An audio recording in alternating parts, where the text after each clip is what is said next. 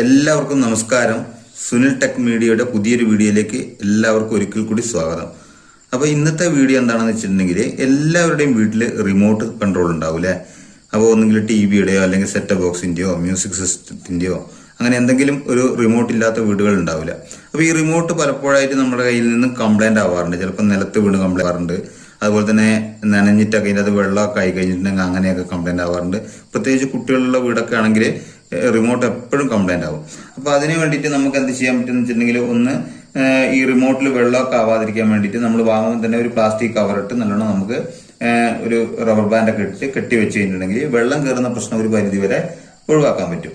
അതുപോലെ തന്നെ നിലത്ത് വീഴുക അങ്ങനെയൊക്കെ കംപ്ലൈന്റ് വരാറുണ്ട്. അതുപോലെ തന്നെ ചില അധികം എഴുത്തും കാണുന്ന ഒരു കംപ്ലൈന്റ് ആണെന്ന് വെച്ചിട്ടുണ്ടെങ്കിൽ നമ്മൾ റിമോട്ട് ഒന്നും ഇങ്ങനെ തട്ടി കൊടുത്തു കഴിഞ്ഞിട്ടുണ്ടെങ്കിൽ മാത്രം വർക്ക് ചെയ്യുന്ന ഒരു പ്രശ്നം.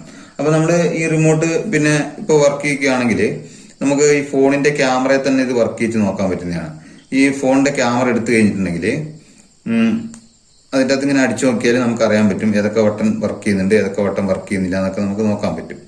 ഇപ്പൊ ഇത് കണ്ടോ, ഇതുപോലെ നോക്കാൻ പറ്റും. അപ്പൊ ചില ബട്ടണുകൾ പലപ്പോഴും വർക്ക് ചെയ്യാറില്ല. അതെന്ന് വെച്ചിട്ടുണ്ടെങ്കിൽ നമ്മൾ ചിലപ്പോൾ പിന്നെ ഏതെങ്കിലും പ്രത്യേക ചാനലൊക്കെ കാണുന്ന വീടുകളാണെങ്കിൽ ചിലപ്പോൾ ഒരു പ്രത്യേക സംഖ്യ തന്നെ നമ്മൾ പലപ്പോഴും ഞെക്കും. അതുപോലെ തന്നെ എപ്പോഴും വോളിയം കൂട്ടും കുറയ്ക്കുകയും ചെയ്യുക. അങ്ങനെയൊക്കെ ചെയ്യുമ്പോൾ ഇത് ചിലപ്പോൾ ഈ ബട്ടണുകളൊന്നും വർക്ക് ചെയ്യാത്തൊരു പ്രശ്നം വരാറുണ്ട്. അപ്പൊ ഇങ്ങനെയൊക്കെയുള്ള പ്രശ്നങ്ങൾ വന്നു കഴിഞ്ഞിട്ടുണ്ടെങ്കിൽ നമുക്ക് എന്ത് ചെയ്യാൻ പറ്റും? അപ്പോൾ പലപ്പോഴും എന്താ ചെയ്യാന്ന് വെച്ചിട്ടുണ്ടെങ്കിൽ പലരും ചെയ്യുന്ന വെച്ചിട്ടുണ്ടെങ്കിൽ ഈ റിമോട്ട് കംപ്ലൈന്റ് വന്നു കഴിഞ്ഞാൽ ഒന്നുകിൽ നമ്മളിത് ഒഴിവാക്കിയിട്ട് പുതിയത് വാങ്ങും, അതല്ലെങ്കിൽ ഇത് റിപ്പയർ ചെയ്യും. അപ്പൊ റിപ്പയർ ചെയ്യാൻ ചിലർക്ക് താല്പര്യം ഉണ്ടാവില്ല. അവർക്ക് ഇതെന്ന് വെച്ചാൽ ഒന്നാമത് ഇതിന് വില കുറവൊക്കെ ആയതുകൊണ്ട് ഒരു 100, 150, 200 രൂപയ്ക്കൊക്കെ പല റിമോട്ടുകളും കിട്ടുന്നതുകൊണ്ട് തന്നെ എല്ലാവരും ഇത് ഒന്നുകിൽ മാറ്റി പുതിയത് വാങ്ങുമായിരിക്കും. അപ്പൊ നമുക്ക് ചിലർക്ക് എന്താ വെച്ചിട്ടുണ്ടെങ്കിൽ ഇത് റിപ്പയർ ചെയ്തെടുക്കുന്നതിനോടായിരിക്കും കൂടുതൽ താല്പര്യം. അപ്പോൾ ഇത് ചെറിയ പൈസന്റെ ആയതുകൊണ്ട് തന്നെ നമ്മൾ റിപ്പയറിംഗ് സെന്ററിലൊക്കെ കൊണ്ടുപോയി ചെയ്ത് കഴിഞ്ഞിട്ടുണ്ടെങ്കിൽ ടെക്നീഷ്യനും അത് ചെയ്യുന്ന നഷ്ടമാണ്, കൊണ്ടുപോകുന്നവർക്കും നഷ്ടമാണ്. കാരണം വെച്ചാൽ ഇതിന് അത്രയും വിലയുള്ളതുകൊണ്ട് തന്നെ ചെയ്യുന്നവർക്കും ഇത് നഷ്ടക്കച്ചവടമാണ്, കൊണ്ടുപോകുന്നവർക്കും നഷ്ടക്കച്ചവടമാണ്. അതുകൊണ്ട് എന്താ വെച്ചിട്ടുണ്ടെങ്കിൽ നമുക്ക് സ്വന്തമായിട്ട് ചെയ്യാൻ പറ്റുവാണെങ്കിൽ ഈ റിമോട്ടുകളൊക്കെ നമുക്കിപ്പോൾ ഒരു ബട്ടൺ വർക്ക് ചെയ്യാത്ത പ്രശ്നമോ അങ്ങനെ എന്തെങ്കിലും ചെറിയ പ്രശ്നങ്ങളൊക്കെ ആണെങ്കിൽ റിപ്പയർ ചെയ്തെടുക്കാൻ പറ്റും. അപ്പോൾ അതിന് വേണ്ടിയിട്ട് നമുക്ക് ആദ്യം ഈ റിമോട്ട് ഇതുപോലെ തന്നെ ഫോണിലോ അല്ലെങ്കിൽ നമ്മൾ ടി വിയിലൊക്കെ ആണെങ്കിലും ടി വിയിൽ നേരത്തെ അടിച്ചിട്ട് നമുക്ക് വർക്ക് ചെയ്യുന്നുണ്ടോ നോക്കാം. ഇനി അതല്ലെങ്കിൽ ടി വിയിൽ ചിലപ്പോൾ വർക്ക് ചെയ്ത പല കംപ്ലൈന്റ് കൊണ്ട് വരാം. ചിലപ്പോൾ റിമോട്ടിന്റെ പ്രശ്നം കൊണ്ട് വരാം, ചിലപ്പോൾ അല്ലെങ്കിൽ ടി വിന്റെയോ അല്ലെങ്കിൽ റിസീവറിന്റെ പ്രശ്നം കൊണ്ടും ആ സെൻസറിന്റെ പ്രശ്നം കൊണ്ടും ഇത് വർക്ക് ചെയ്യാത്ത ഒരു പ്രശ്നം വരാറുണ്ട്. അപ്പൊ നമുക്കത് നോക്കാൻ വേണ്ടിയിട്ട് ഒന്നെങ്കിൽ നമ്മളിപ്പോഴത്തെ ഈ റിസീവറിന്റെ ഒക്കെ അധികരണത്തിന് ഇതിന്റെ ഈ IR തന്നെ ഇതിന്റെ ലൈറ്റ് കത്തും. പക്ഷെ ഇതിൽ നമുക്ക് അങ്ങനെ കാണാൻ പറ്റില്ല അടിച്ചു കഴിഞ്ഞിട്ടുണ്ടെങ്കിൽ. അപ്പൊ നമുക്ക് ഫോണിലെ ക്യാമറ ഓൺ ആക്കി കഴിഞ്ഞിട്ട് അതിന്റെ നേരെ ക്യാമറയ്ക്ക് നേരെ വെച്ചിട്ടുണ്ടെങ്കിൽ അടിച്ചു കഴിഞ്ഞിട്ടുണ്ടെങ്കിൽ അറിയാൻ പറ്റും.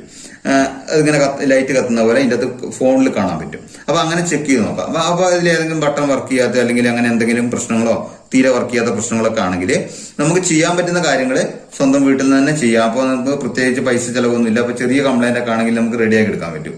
അപ്പോൾ ഇത് പിന്നെ ഇതിനൊരു പ്രധാന പ്രശ്നം എന്ന് വെച്ചിട്ടുണ്ടെങ്കിൽ ചിലപ്പോൾ ഈ അടിച്ച് കഴിഞ്ഞിട്ട് ഇങ്ങനെ തട്ടി കഴിഞ്ഞിട്ടുണ്ടെങ്കിൽ മാത്രം വർക്ക് ചെയ്യുന്ന പ്രശ്നമൊക്കെ ആണെങ്കിൽ നമ്മൾ ഈ ബാറ്ററി അയച്ചു നോക്കുക. ബാറ്ററി അയച്ചു കഴിഞ്ഞിട്ടുണ്ടെങ്കിൽ ഈ ബാറ്ററി മേടിച്ചിടുമ്പോൾ നമുക്ക് ഇവിടെ ഈ സ്റ്റീലിന്റെ ഇത് വരുന്ന ടൈപ്പ് ബാറ്ററി വാങ്ങാൻ കിട്ടുന്നുണ്ടെങ്കിൽ അതാണ് കൂടുതൽ നല്ലത്. ഈ കോണ്ടാക്ട് വരുന്ന ഭാഗമില്ലേ, ഈ കോണ്ടാക്ട് വരുന്ന ഭാഗത്ത് പിന്നെ ഇവിടെ തുരുമ്പെടുക്കും. അതുപോലെ തന്നെ ഇവിടെ ഈ സ്പ്രിങ്ങിന്റെ ഇവിടെയൊക്കെ തുരുമ്പ് വരാറുണ്ട്. അപ്പൊ നമുക്കൊന്ന് ഈ തട്ടി കൊടുത്തിട്ട് മാത്രം വർക്ക് ചെയ്യുന്ന പ്രശ്നം അങ്ങനെയൊക്കെ എന്തൊക്കെയാണെങ്കിൽ നമുക്ക് ഇതൊക്കെ ഒന്ന് ക്ലീൻ ചെയ്ത് കൊടുക്കാം. അങ്ങനെ ഒരു നൈഫ് മറ്റേ എടുത്തിട്ട് നമുക്കൊന്നത് ക്ലീൻ ചെയ്ത് കൊടുക്കുക. ഇവിടെ തുരുമ്പ് പോലെയൊക്കെ വന്നു കഴിഞ്ഞിട്ടുണ്ടെങ്കിൽ ഈ ഒരു പ്രശ്നം വരും. പിന്നെ കൂടുതലും ചില കുട്ടികളൊക്കെ ഉള്ള വീടാണെങ്കിൽ ചിലപ്പോൾ നനയൊക്കെ ചെയ്യും. അപ്പം പെട്ടെന്ന് ഈ സ്പ്രിങ്ങിനൊക്കെ തുരുമ്പെടുക്കാനുള്ള സാധ്യതയുണ്ട്. അപ്പൊ അങ്ങനെയാണെങ്കിൽ നമുക്കൊന്ന് ക്ലീൻ ചെയ്തൊക്കെ കൊടുക്കാം. എന്നിട്ട് ബാറ്ററി പിന്നെ നോക്കുക, ബാറ്ററിന്റെ എവിടെയൊക്കെ ചിലപ്പോൾ ക്ലാവ് പിടിച്ച പോലെ ഉണ്ടാവും, തുരുമ്പ് പോകുന്ന പോലെ ഉണ്ടാവും. അപ്പൊ അങ്ങനെ വേണമെങ്കിൽ ഇങ്ങനെ ചിരണ്ടി കൊടുത്തിട്ട് ആ ക്ലാവ് നമുക്ക് കളഞ്ഞിട്ട് ഇട്ടിട്ട് അങ്ങനെ ചില റിമോട്ടുകൾക്ക് അങ്ങനെയാണ് പ്രശ്നം വരിക. അപ്പൊ അത് നമുക്ക് മാറ്റിയെടുക്കാൻ പറ്റും. ഇനി ഇതൊന്നും അല്ലാണ്ട് നമുക്ക് ചിലപ്പം പിന്നെ വേറെ എന്തെങ്കിലും കംപ്ലൈന്റ് ആണ് വരുന്നത്, ഒന്നുകിൽ ബട്ടൺസ് ഏതെങ്കിലും വർക്ക് ചെയ്യാത്തയോ അല്ലെങ്കിൽ ഒന്നും വർക്ക് ചെയ്യാത്ത പ്രശ്നമൊക്കെ ആണെങ്കിൽ നമ്മൾ ആ റിമോട്ട് എടുത്തിട്ട് മിക്കവാറും റിമോട്ടിന്റെ അധികരണത്തിന്റെയും ഇവിടെ ആയിട്ട് ഒരു സ്ക്രൂ ഉണ്ടാവും. അപ്പൊ അങ്ങനെയാണെങ്കിൽ ആ സ്ക്രൂ അഴിച്ചിട്ട് നമുക്ക് അഴിക്കാൻ പറ്റും. ഇപ്പൊ ചില മോഡലിനൊന്നും പിന്നെ ഈ സ്ക്രൂ ഉണ്ടാവില്ല, എല്ലാം ഇതുപോലെ തന്നെ ലോക്ക് വരുന്നതായിരിക്കും. അപ്പൊ അങ്ങനെയാണെങ്കിൽ നമുക്ക് ഒന്നുകിൽ നമുക്ക് നഖമുള്ളവരാണെങ്കിൽ ഇങ്ങനെ കൈ കൊണ്ട് ഇങ്ങനെ തിക്കി കഴിഞ്ഞിട്ടുണ്ടെങ്കിൽ ഇത് ഊരിയെടുക്കാൻ പറ്റും. അതല്ലെങ്കിൽ ഒരു നൈഫ് മറ്റേ എടുത്തിട്ട് നമുക്ക് മെല്ലെ ഇത് ഇളക്കിയെടുക്കണം. കാരണം വെച്ചാൽ ഈ ലോക്ക് വരുന്നതുകൊണ്ട് ഇവിടെ ലോക്ക് വരുന്നതുകൊണ്ട് നമ്മളിത് ശ്രദ്ധിക്കാണ്ട് അഴിച്ചു കഴിഞ്ഞിട്ടുണ്ടെങ്കിൽ ആ ലോക്ക് പൊട്ടിക്കഴിഞ്ഞിട്ടുണ്ടെങ്കിൽ പിന്നെ റിമോട്ട് കറക്റ്റ് നമുക്ക് അടയ്ക്കാൻ പറ്റൂല, ആ ലോക്ക് പൊട്ടിപ്പോകും. അപ്പൊ ഇത് കണ്ടോ, ഇവിടെ ഒരു ലോക്ക് പോലെ ഇത് വരുന്നുണ്ട്. ഇത് കണ്ടോ, ഈ ലോക്ക് പൊട്ടിപ്പോയി കഴിഞ്ഞിട്ടുണ്ടെങ്കിൽ പിന്നെ അത് കറക്റ്റ് അടയ്ക്കുമ്പോൾ നമുക്ക് കിട്ടൂല. അപ്പൊ അതൊന്ന് ശ്രദ്ധിച്ച് അഴിച്ചെടുത്ത് കഴിഞ്ഞിട്ടുണ്ടെങ്കിൽ നമുക്ക് ഇതിന്റെ ഉള്ളിൽ വരുന്നത് ഇതുപോലെ ഒരു ബോർഡ് വരുന്നുണ്ട്. ഇതിന്റെ ഒരു IR വരുന്നുണ്ട്, IC വരുന്നുണ്ട്. ചിലതിന് നമുക്ക് ക്രിസ്റ്റലും പിന്നെ അതുപോലെ തന്നെ കപ്പാസിറ്ററും ഉണ്ടാവും. അപ്പൊ അങ്ങനെ ആകുമ്പോൾ ഇതിൽ IC പോയാലൊന്നും നമുക്ക് എല്ലാവർക്കും മാറ്റണം പറ്റുന്ന വരില്ല. അതുപോലെ തന്നെ അത് മാറ്റിയാലും നമുക്കത് വലിയ ലാഭകരമാവണമെന്നില്ല. അപ്പൊ ഇതിൻ്റെ അകത്ത് സാധാരണ വരുന്ന കംപ്ലൈന്റുകൾ റെഡിയാക്കി തന്നെ നമുക്ക് പലപ്പോഴും നമ്മൾ ഉപേക്ഷിക്കുന്ന റിവോട്ടുകളൊക്കെ റെഡിയാക്കി എടുക്കാൻ പറ്റും. അപ്പൊ അതിന് വേണ്ടിയിട്ട് നമുക്ക് എന്താ ചെയ്യണമെന്ന് വെച്ചിട്ടുണ്ടെങ്കിൽ ഇപ്പം ബട്ടൺ വർക്ക് ചെയ്യാത്ത പ്രശ്നമൊക്കെ ആണെങ്കിൽ നമുക്ക് ഇതിന്റെ മുകളിൽ റെസ്റ്റ് ഉണ്ടാവും, പൊടികൾ ഉണ്ടാവും, പല പൊടികളും കുടുങ്ങിയിട്ടുണ്ടാവും. അപ്പൊ നമുക്കൊരു തുണി എടുത്തിട്ട് എന്ത് ചെയ്യണം എന്ന് വെച്ചിട്ടുണ്ടെങ്കിൽ ഒന്നുകിൽ ടിന്നർ എടുക്കാം, അതല്ലെങ്കിൽ ഇത് പെട്രോൾ എടുക്കാം, അല്ലെങ്കിൽ മണ്ണെണ്ണ എടുക്കാം. അപ്പോൾ ഇതിലേതെങ്കിലും എടുക്കുക. ടിന്നർ ആണെങ്കിൽ പെട്ടെന്ന് നമുക്ക് ഉണങ്ങി കിട്ടും, വേപ്പറായി പോവില്ല അത്. ഇനി പെട്രോൾ ആണെങ്കിലും കുഴപ്പമൊന്നുമില്ല, പെട്രോളും പോകും പെട്ടെന്ന്. അപ്പോൾ കുറച്ച് പെട്രോൾ ഒരു തുണിയിൽ എടുത്തതിന് ശേഷം ഈ ഈ കറുത്ത ഇത് കണ്ട കാർബണിന്റെ ഇത് വരുന്ന, അപ്പൊ അവിടെ നമുക്കൊന്ന് ഈ ബോർഡൊന്ന് നല്ലോണം ഒന്ന് തുടച്ചു കൊടുക്കാം. തുടച്ചു കൊടുത്തു കഴിഞ്ഞിട്ടുണ്ടെങ്കിൽ ആ പൊടിയൊക്കെ ഉണ്ടെങ്കിൽ ഒന്ന് പോയിക്കോളും. അപ്പോൾ ഒന്ന് തുടച്ചു കൊടുക്കാം, മൊത്തത്തിൽ പൊടിയൊക്കെ ഒന്ന് കളഞ്ഞ് തുടച്ചെടുക്കാം. തുടച്ചതിന് ശേഷം ഇതിന്റെ ഇത് കണ്ട ഈ പാഡ് വരുന്നല്ലേ, ഈ പാഡിന്റെ ഉള്ളിൽ ഇതിലും കാർബണിന്റെ ഇതാണ് വരുന്നത്. അപ്പൊ അതും പിന്നെ അതിന്റെ ഉള്ളിലൊക്കെ പൊടി വന്നിട്ടുണ്ടെങ്കിൽ ഈ പറഞ്ഞ പോലെ ചിലപ്പോൾ കോണ്ടാക്ട് കിട്ടാണ്ട് ചില ബട്ടണുകളൊക്കെ വർക്ക് ചെയ്യാത്ത പ്രശ്നങ്ങൾ വരും. അപ്പൊ ഇത് ഞാൻ പറയുന്നത് വെച്ചിട്ടുണ്ടെങ്കിൽ നമ്മൾ ഈ പിന്നെ പൊടിയൊക്കെ വന്നിട്ട് ഈ കോണ്ടാക്ട് പോയിട്ടുണ്ടെങ്കിലുള്ള കംപ്ലൈന്റ്. ഇനി നമുക്ക് ഇത് മൊത്തത്തിൽ ഇതിന്റെ കാർബൺ മൊത്തം പോയിട്ടുണ്ടെങ്കിൽ എന്ത് ചെയ്യണം എന്നുള്ളത് ഈ വീഡിയോയിൽ ഞാൻ പറയുന്നുണ്ട്.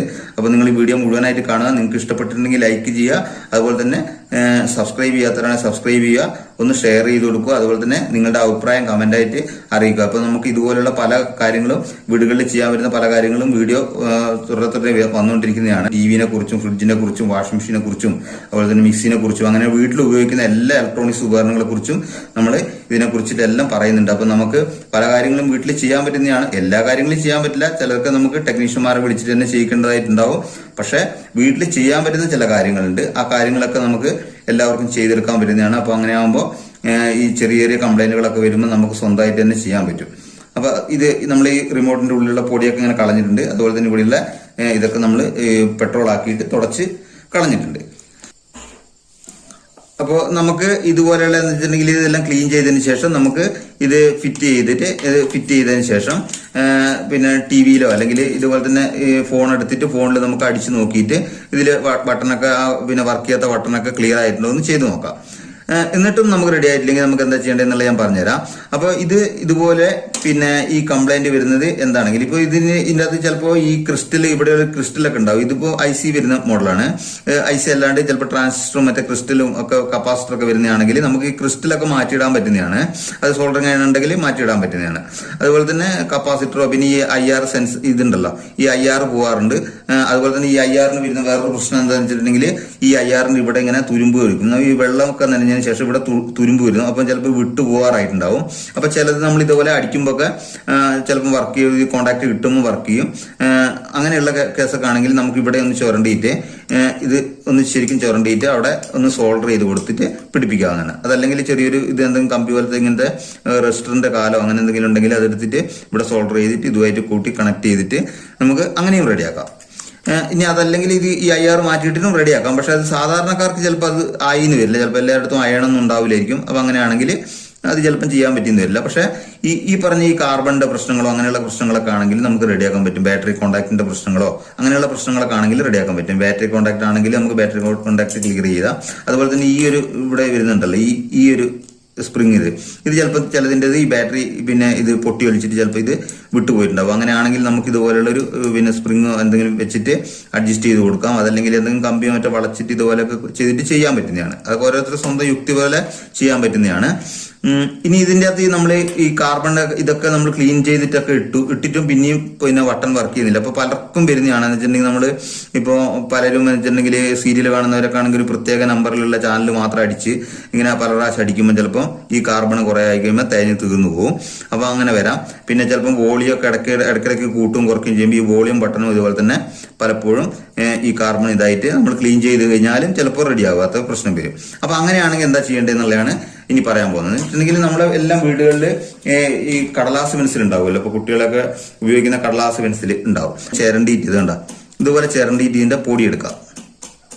ഇത് കുറച്ച് ചിരണ്ടിയിട്ട് കുറച്ച് പൊടി മതി, അധികമൊന്നും വേണ്ട. കുറച്ച് പൊടി മാത്രം നമുക്കൊന്ന് ഒരു നൈഫ് എടുത്തിട്ട് ചിരണ്ടിയിട്ട് ഇതേപോലെ പൊടി എടുക്കാം.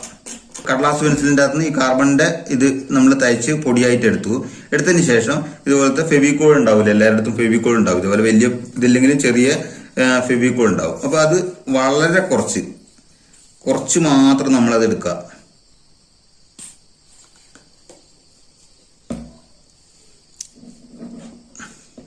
ഇതാ ഇതിന്റെ അറ്റത്ത് ഞാൻ വളരെ കുറച്ചെടുത്തിട്ടുണ്ട്. ഈ ഫെവിക്കോൾ നമ്മൾ ഇതിനകത്തേക്ക് ഈ കാർബണിലേക്ക് ഒന്ന് മിക്സ് ആക്കി കൊടുക്കുക.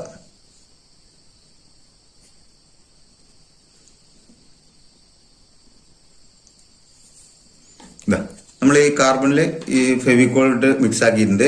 ഇനി നമ്മൾ എന്താ ചെയ്യുന്നുണ്ടെങ്കിൽ നമ്മൾക്ക് ഏത് ബട്ടണാണ് പോയത്, ഇപ്പൊ നമുക്ക് നോക്കിയാൽ അറിയാലോ. ഇപ്പോ 2 പോയതെങ്കിൽ ആ 2ന്റെ ഇവിടെ നമ്മൾ ഈ ഫെവിക്കോളും ഈ കാർബണും കൂടി ഇതാക്കിയത് ഒന്ന് തേച്ച് ഇങ്ങനെ പിടിപ്പിക്കുക. ഒന്ന് ലെവലിൽ ഇങ്ങനെ തേച്ചങ്ങ് പിടിപ്പിക്കുക.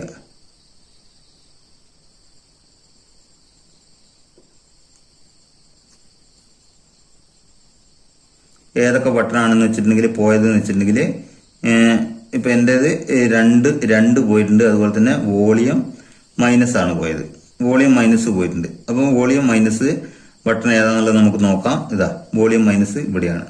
അപ്പൊ ഇതിനകത്തും ഒന്ന് നല്ലോണം തേച്ച് പിടിപ്പിക്കുക.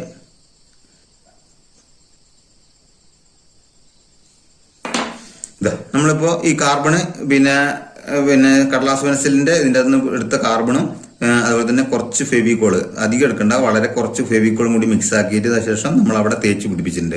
ഇനി നമുക്കിത് പിന്നെ ഒന്ന് ഉണങ്ങുന്നവരെ ഒന്ന് വെയിറ്റ് ചെയ്യണം. ഒരു 4-5 മണിക്കൂറിന് ഇതുപോലെ വെച്ച് കഴിഞ്ഞിട്ടുണ്ടെങ്കിൽ ഈ കാർബണിന്റെ ഇത് ഫെവിക്കോളും കൂടി ആയത് അവിടെ നല്ലോണം സെറ്റായിട്ട് ഒട്ടി നിന്നോളൂ. ഒട്ടി നിന്ന് കഴിഞ്ഞു കഴിഞ്ഞാൽ അതിനുശേഷം നമ്മളൊന്ന് വെയിറ്റ് ചെയ്യണം. ഇനി നമുക്കിതൊന്ന് എടുത്ത് ഫിറ്റ് ആക്കി നോക്കാം.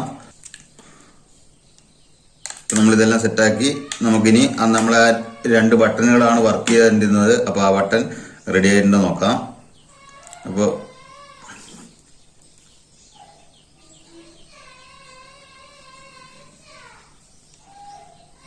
ഇതാ നമുക്കിപ്പോ ഈ 2 വോളിയം മൈനസും ആയിരുന്നു റെഡി ആവാതിരുന്നത്. അപ്പൊ ഇതാ 2 റെഡി ആയിട്ടുണ്ട്. അതുപോലെ തന്നെ വോളിയം മൈനസ് ആയിരുന്നു വർക്ക് ചെയ്യാത്തത്. വോളിയം മൈനസും ഇതാ ബാക്കി എല്ലാ ബട്ടണും വർക്ക് ചെയ്യുന്നുണ്ട്.